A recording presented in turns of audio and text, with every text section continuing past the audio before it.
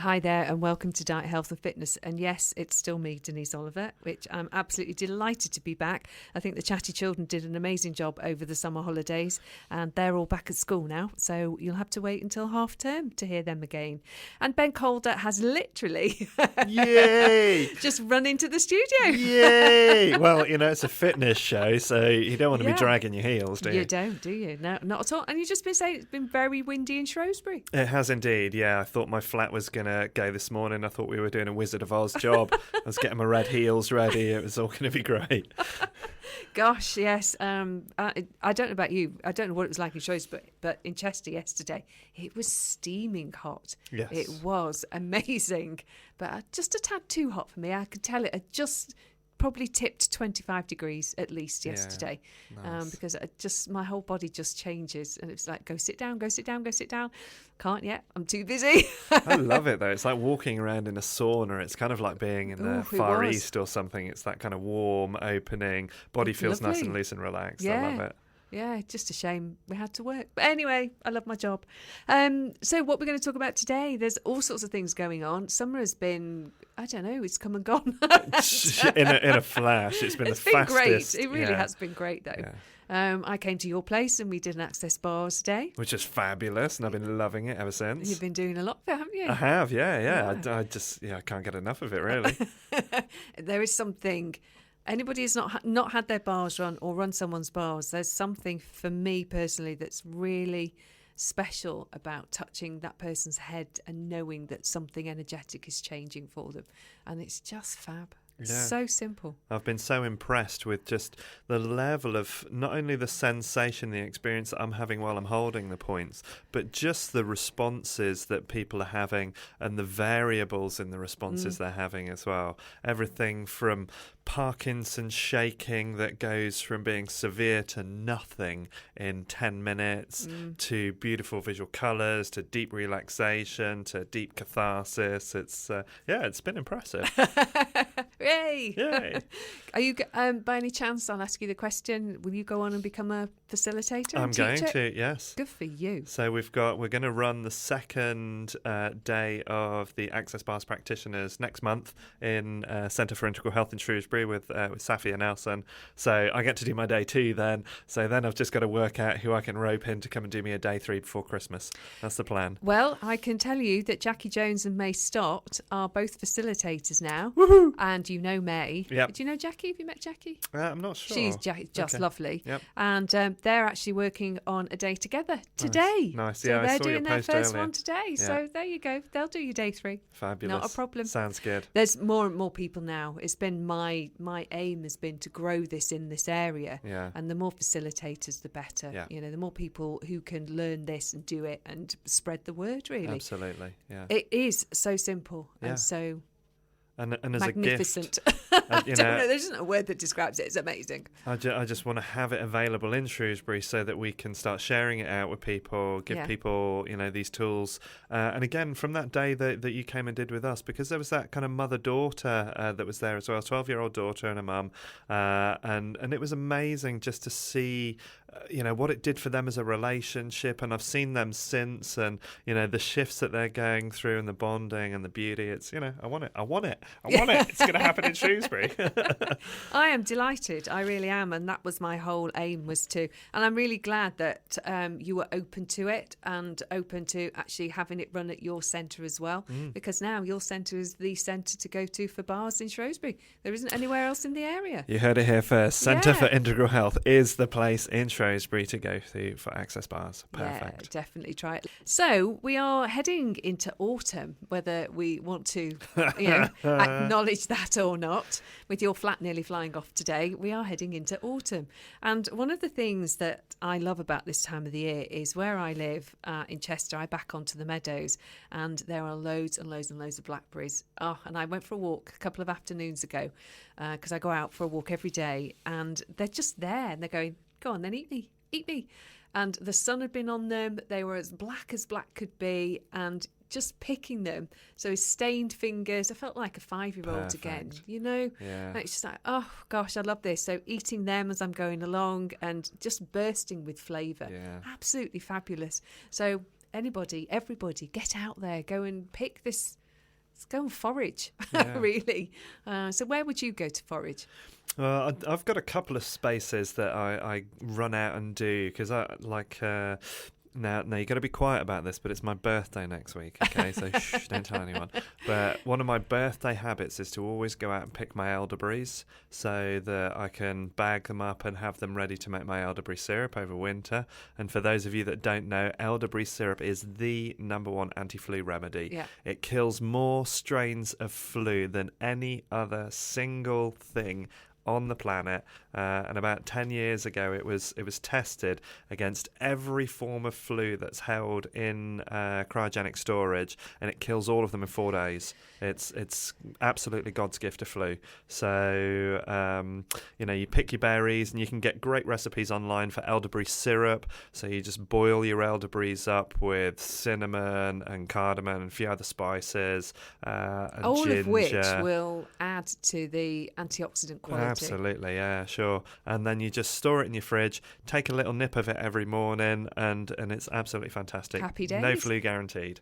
So I've got that, and I've got some really nice spots near Oswestry and Llanymynech that I go and pick around there, because there's lots of old heathland and kind of old moorland out there. So I've got a whole bunch of stuff. I go for my elderberries, I go for my sloes from my sloe gin, because that's medicinal as well. And I find hazelnuts, there's crab apples, there's mushrooms out there at this time of year. I've never seen hazelnuts, I have to be honest. I thought we more or less they were at the south of the country. Oh no, there's a lot of places around here. Oh, right. And you need to go into old farmland to find them, because they used to be grown a lot for animal fodder during the Second World War, same as beech nuts, same as oak nuts, acorns. And so you just have to look for them in old hedgerows, and you'll find lots of old hedgerows where you've got lots of low hazelnut trees growing. So there's a good few places. I know some places over near Gillsfield as well. Lots and lots of hazelnuts, sweet chestnuts. There's all sorts of stuff out growing wild. You can go fill your boots at this time of year. It's my favourite time. Yeah, and nature is so abundant at this time of year. Harvest time, before the true autumn sets in. Yes, I think I love it. And last week before last, I was up at my my annual pilgrimage to go and see my father up in Scotland, right up in Forres. We're in Finhorn Bay, staying there. Beautiful, beautiful. But mushrooms everywhere. I came back with a kilo of chanterelle mushrooms, and that's for me it's like food porn. It's great. I love it. So what would you make with your mushrooms? Do you know? I just like them simple. Just salt, pepper, cream, saute them off, keep it really, really nice and simple so you get the flavour of it, and then just have it on toast. Yeah.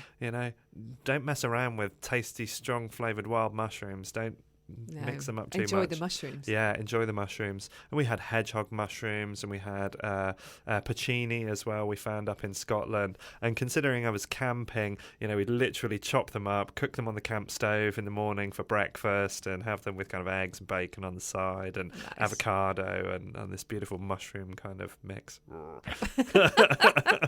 Oh, you're such an outdoor man, aren't you? So what else shall we talk about today? So there's loads of things coming up at your place. You've got shadow workshops, you've got the Vital Essence Breathwork. Just tell us just very briefly what they are, and then we'll talk more. Shadow workshop is understanding why other people wind you up and take your energy, and how to take that back. The Breathworks is about trauma release, so it's about getting rid of all the old rubbish out of the body so that you just feel fresh and new again. And they're always, I'm always looking for stuff that really gives people deep experience, deep change, and when they leave, they know that something's different, that life is different, because there's no point in sometimes tapping away on some of this stuff, and it's just a little bit here and a little bit there. I want people to go, wow, man, I know that something is different for me now. I know that I'm better. Cool. So just give us a little bit more detail. I think what I'm liking about the courses that you've got coming up is going into the autumn. We, from my perspective, Chinese 5 Elements talks about the autumn and the metal element being all about the lungs, letting go. And so you've got a Breathworks day. Is it a day or a weekend? It's a weekend, but it's 2 individual days, and you get a choice of coming for either 1 or 2 days. Okay. We recommend 2 because the kind of the release that you get from the first day is, you then get to go deeper and deeper on the second day. So explain what the sort of thing that happens on the one or both days. Let me give you a little bit of background first of all for anybody that doesn't understand what breath work or rebirthing style modalities are. They were kind of developed from about the 60s onwards through the transpersonal psychology perspective, looking at ways for being able to get beyond the self. And this was partly fueled by a psychologist called Stanislav Grof, who did a lot of work at doing psychotherapeutic work with people while they were taking LSD and other psychotropic substances. But of course, with the issues of legality around that, he started to look for other ways of giving these transpersonal experiences without having to rely on substances that were considered illegal. So along came a method called holotropic breathing, which is a way of actually, it's a posture and a breathing modality that when you engage them, after about 15-20 minutes of practice, you make a shift. You change state and you move into a non-ordinary state of mind. And from there, the body just starts releasing stuff that it's got stuck. And the Vital Essence Breathworks that's being run by my brother, Simon Calder, he's coming over from Europe to do these 2 days specially for us. And it's a way of combining also myofascial release. So from an exterior perspective, when you're watching breathworks, you can see a lot of moaning and screaming and a lot of release of emotion taking place. And one of the things that you see is that the body looks like it's impinging itself in particular places as it's trying to move something out of that space, but it can't and it's stuck. So what my brother does is he goes in and does very, very specific myofascial release, so tension release out of the muscle and the tissues and the tendons in those areas while your body's letting go of all this stuff. So he's touching you in a specific style. Yep. Okay. And there's verbal instructions that are coming to encourage you to release and let go, so the body's able to just move stuff through. And it's really interesting because I've talked about it like from an exterior what you see, but from an interior what you experience is it's almost like watching a film of your body releasing stuff while you're sat safe and comfortable on the other side of the screen. So when I've done it in the past, I've literally been looking up at this scene of my body releasing things, and I'm just in there going, wow, this is beautiful. It's absolutely amazing. No LSD needed. No LSD needed. Feel very free, very safe, very good. And when you come out of it, that sense is remaining, and you just feel almost like clean, like you've been freshened up in a way that doesn't make sense, but warm and open, and your energy's flowing. And Simon does opening Qigong practices, so the body's starting to get ready, do integrative meditation at the end of the day, so that when you leave, you just feel very complete and very solid, but somehow more yourself than when you came in. I like things like that. Me too. I'm on a course, otherwise I would be doing it. But next time, yeah, definitely. Is the things that you create over in your centre always on my radar. But other stuff's already plotted, and I've got all my courses plotted until Easter at the moment. So wow, I know that's not bad. Does that mean you're going to miss out on the 5-element Qigong day that we're doing in October, specifically for the lung and the metal element date? And the grief?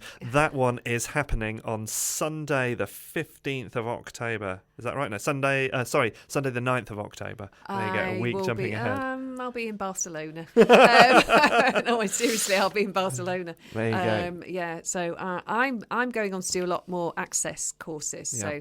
So that's how I've plotted my time until Easter next year. Wow, well done. Yeah, thank you. So what's a shadow workshop? What's a shadow workshop? Well, shadow is about the person that you don't think you are. Yes. For a start off. It's the you don't want to acknowledge. Absolutely. It's the unconscious self that's acting out through you. And we see it in other people. So when somebody, let's say that they're being stubborn, you see a friend or a family member or a partner. Like that. Do you know? And that is the best answer. And it's when you see somebody doing something, and the first thing you do is you go, "That I wouldn't do that. That's not me." But also, I would never throw a tantrum. You'd never throw a tantrum. But then you also get affected by the fact that the other person's doing it. Yeah. So it's not just a case of, look, so-and-so is being stubborn, so-and-so is being this. You're actually really affected by it. It really bothers you. And it's like, oh my God, why are they so stubborn? I'm not like that. I'm really calm. I'll do anything. So you get into this space where your whole system is just agitated by somebody else. So essentially, you've given them rent-free access to your head and given away your power. So you're getting bothered by people, you're getting affected by people, and you don't seem to be able to do anything about it. So shadow workshops are all about recognizing A, when we do that, B, why we do that, and C, how to stop doing it so that we can take back all that energy, which means that other people bother us less, we feel more empowered, and we're just able to get on and have a better life, and we can laugh more at people. So we can go, look at Jim today. Yeah. Genuinely, that's not affecting me. Yeah, sure. Yeah. Just feel detached from it. I mean, and again, some people ask, well, aren't you just moving into a space where you don't care about stuff? And it's like, well, it's not that I don't care, but I don't feel affected by it. I don't feel like it's a part of me that is disowned. And it's a very interesting process to take that control back and acknowledge all the things that we are. And one of the phrases that we use in shadow is that I am that. So all the things that really bother us, it's kind of like, yeah, well, I'm that too. And it's been a really, really moving and really powerful series of moments in my life where there's been some big shadow elements come up. And for me to be able to go, yeah, that's me, I do that too. I behave that way too. Okay, but the relief and the satisfaction I get when I kind of let that back in. And then I know that even though I acknowledge that capacity, it doesn't mean I have to act on it. It just means I'm honest about the fact that I can be that as well. And that's like surprisingly empowering. Cool. This is the Diet, Health and Fitness Show, and we've just launched into talking about ceremonial cacao. So Ben, just tell us more, because I've been aware of ceremonial or cacao ceremonies through a friend in Manchester, but I've never attended anything that where cacao is revered. Yeah, sure. So I love it. I have a lot of it in my house, and I make a lot of my own chocolate and things. Sure. So what happens in a ceremony? You drink a lot of chocolate? You drink a lot of chocolate. I mean, it's a very interesting one when we actually look at chocolate use, cacao use more traditionally. It was never used like we use it. It was. I mean, I can remember all the way back into when I was a trainee teacher, and one of the classes I was teaching in, we were doing a whole special module on the Aztecs and looking at some of the traditional stuff that they did, and hot chocolate, but it was served cold. So it was this really, really potent ground up raw cacao that when you have such large quantities of it. Now, bearing in mind it's got a lot of active compounds that change brain chemistry, mainly something called anandamide, which is named after Ananda, which is this kind of bliss state. And anandamide attaches to the same receptors in your brain that cannabis does. So you're starting to get an idea of the kind of shifts it makes in the brain, plus something called PEA, which is another kind of brain altering chemical. and they bring great sense of euphoria into the system. And again, that euphoria moves to a point that it almost becomes transpersonal. So we're starting to, in a similar way to the holotropic breathing and the vital essence breathwork, we're moving beyond the self, because the substances are changing the chemistry and it's allowing altered states. So now cacao ceremonies can be done in a number of ways. Sometimes they're done with various meditations, sometimes they're done with dance or other ritual involved in them. But down in Shrewsbury, we've been lucky enough over the last kind of 6 months or so to have Pablo Spall of Forever Cacao, who are now turning into, a fabulous national raw cacao kind of chocolate bar company, and Andrea Profit, who has been working with all sorts of South American aspects for a number of years now, running something called the Cacao Club, and held at the Lion Hotel in Shrewsbury once a month, and it's basically a cacao ceremony that's then followed by trance-inducing music and light shows that are then specifically DJ'd. So it's like a dry rave, as in there's no alcohol involved, and they don't serve any alcohol. Nobody's allowed to drink, and quite often they'll finish with either. Last month it was a gong bath, so you get to do a deeply kind of powerful sound meditation to finish after you've done a couple of hours of kind of dancing in this euphoric state. Yeah. So it's a very shamanic process, and again, what you experience can, insights into the self and understanding about situations, because it just shifts perspective. Yeah. And anytime we shift perspective, we see the world differently, and we can't not see that again. It allows us to operate from different spaces. So, I really love it. So is there a way of entering that state on your own? Is it safe to do that on your own, or would you always suggest that you do it under supervision? Always under supervision. Unless you're highly experienced, I would say that under supervision has got to be the way to recommend it, just because there can be stuff that comes out that you might need support in. And also somebody that's got experience of running any kind of shamanic practice, whether it be trance drumming or doing anything along those lines, unless you know how to go in, how to come out, how to be, just basic rules of practice, you can put yourself in some strange mental states. And so I really wouldn't recommend it for anybody on their own.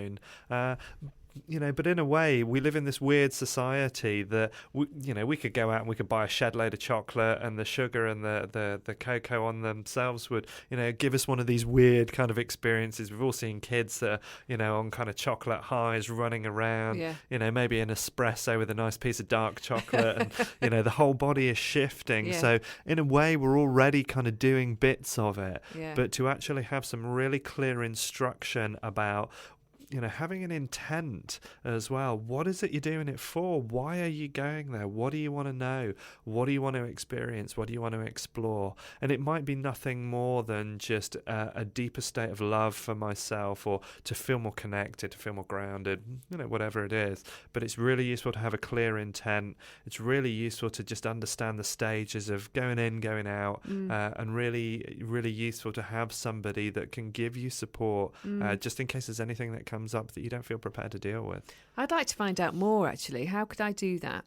So you can find the Cacao Club on Facebook. So obviously we're based down in Shrewsbury for that, and you can contact Andrea Profit or Pablo Spall to get more information about that through the club. And also as well, if you just take a look at any of the kind of shamanic processes, I know you've got a friend up in Manchester, haven't you, that does cacao work.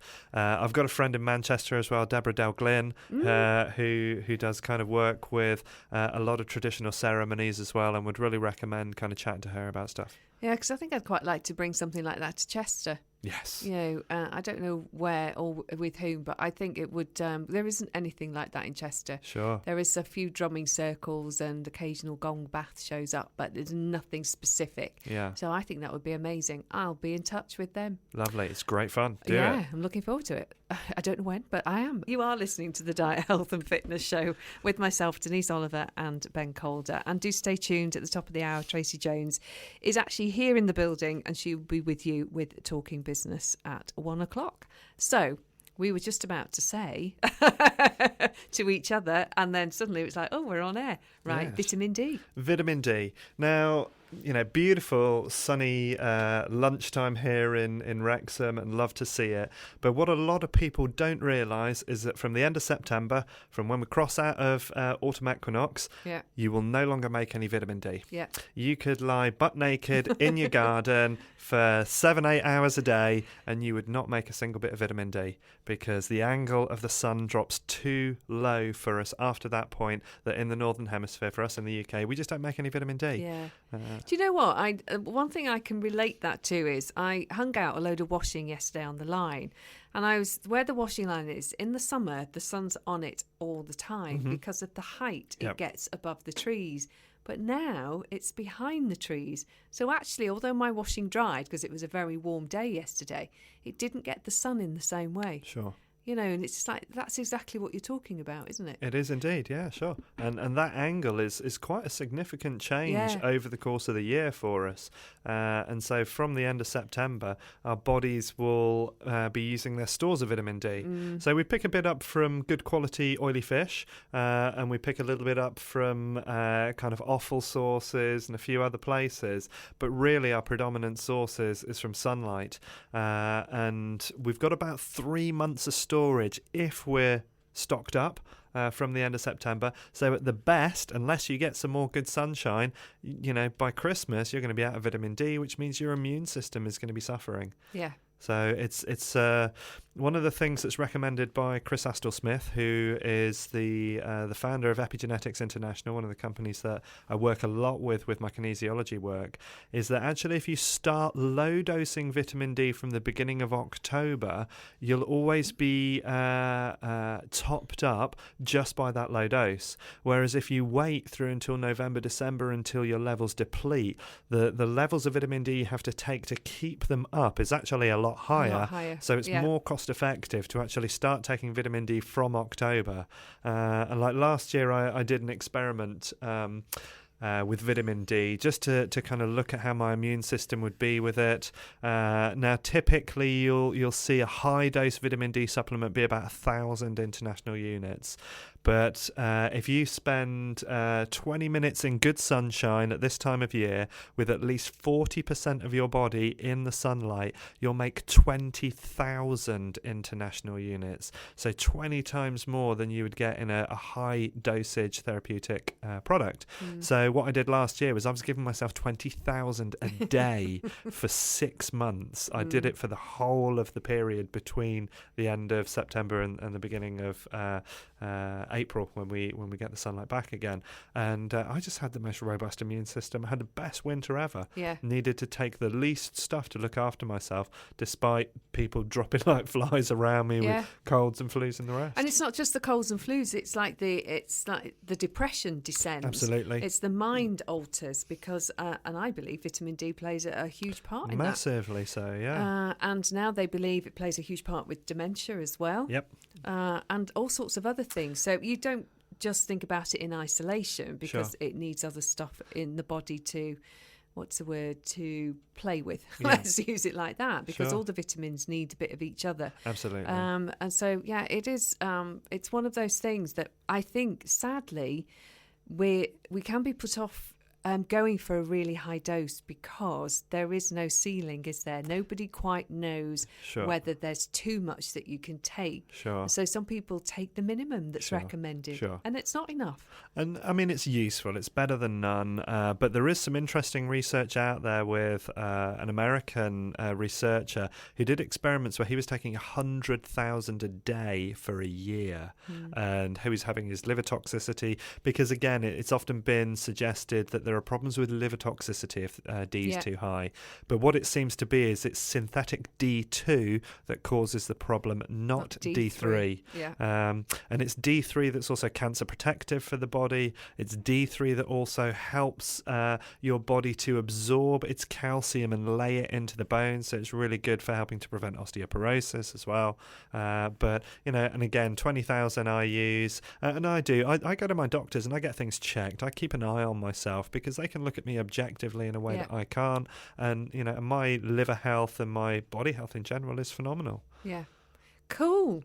Cool. Cool. Vitamin D. Get Yeah. it sorted for the end of the month. But you would recommend epigenetics? Absolutely, yeah. They do a liquid vitamin D3, so you can dose very specifically, which is nice because some products it's either 1,000 or 5,000 or 10,000 or 20,000. Whereas with epigenetics, if you get their liquid D3, each drop is 1,000. So you can actually... Each drop is 1,000. Wow. So you can, with their Smart D3, so you can just dose as you need to. And also they do a D3 with vitamin K2 as well, which again, if you're concerned about osteoporosis, the K2 added in there is fantastic. Yeah, cool. Thank you. I'm so glad you brought D3 up, actually. Vitamin D in general, because I think it's something that I will be bringing up again over time, especially as the winter rolls on. Because, people they forget. They hear this now, they forget to buy it. They need reminding. So I will be reminding you about that. That's what we're here for. Keep you healthy. It is, yeah. Well, we do want you to be healthy, don't we? Yeah. Very much so. So we're bouncing with it, and we want you to be. We are. As well. We do. So thank you, Ben, for coming in. It's great to see you after the summer holidays. Yeah. And good luck with all the workshops and everything that's happening in Shrewsbury. Thank you. And I can't remember when you're back, but you are back, and you are actually going to be a guest on Empowerment Hour in December. Yep. Because it dawned on me that actually I don't know a lot about you. I know you, and I know where you are, and I know what you do. But if I didn't know much about you, and I consider you a friend, then none of the listeners do either. So we're going to find out a lot more about you in December. Looking forward to that. So that'd be really cool. So thanks for listening in to Diet, Health and Fitness and Empowerment Hour before that. Do stay tuned. At 1:00, Tracy Jones will be here with Talking Business. Bye for now.